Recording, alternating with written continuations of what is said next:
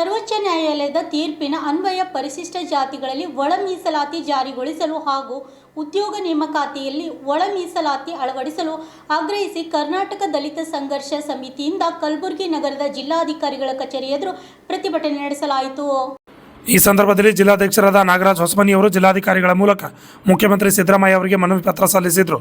ಮನವಿಯಲ್ಲಿ ಒಳ ಮೀಸಲಾತಿ ಜಾರಿಗೆ ತಕ್ಷಣ ಕ್ರಮ ಕೈಗೊಳ್ಳುವಂತೆ ಸರ್ಕಾರವನ್ನು ಒತ್ತಾಯಿಸಲಾಗಿದೆ ಎಂದರು.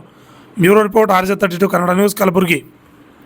ಸುಮಾರು 35 ವರ್ಷಗಳಿಂದ ಮಾದಿಗ ಸಮಾಜವನ್ನು ಹೋರಾಟ ಮಾಡಿಸ್ಕೊತ ಬಂದಿದೆ. ಈ ಒಳ ಮೀಸಲಾತಿ ಹೋರಾಟದಲ್ಲಿ ಅನೇಕ ಹೋರಾಟಗಾರರು ಮತ್ತು ಅನೇಕ ಕುಟುಂಬಗಳು ಪ್ರಾಣವನ್ನು ಕಳೆದುಕೊಂಡಿದ್ದಾವೆ.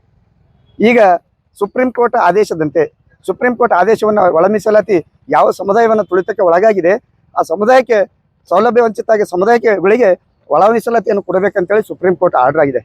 ಆ ಸುಪ್ರೀಂ ಕೋರ್ಟ್ ಆರ್ಡರನ್ನು ಗಮನಿಸದೆ ಮತ್ತು ಸದಾಶಿವ ಆಯೋಗ ವರದಿ ಕೂಡ ಸರ್ಕಾರದ ಕೈಯಲ್ಲಿದೆ ಮತ್ತು ಜಸ್ಟಿಸ್ ನಾಗಮೋಹನ್ ದಾಸರ ವರದಿ ಕೂಡ ಸರ್ಕಾರ ತರಿಸ್ಕೊಂಡಿದೆ ಮತ್ತು ಮಾಧುಸ್ವಾಮಿಯವರ ಸಮಿತಿ ಕೂಡ ಈಗಾಗಲೇ ಸರ್ಕಾರಕ್ಕೆ ವರದಿಯನ್ನು ಸಲ್ಲಿಸಿದೆ.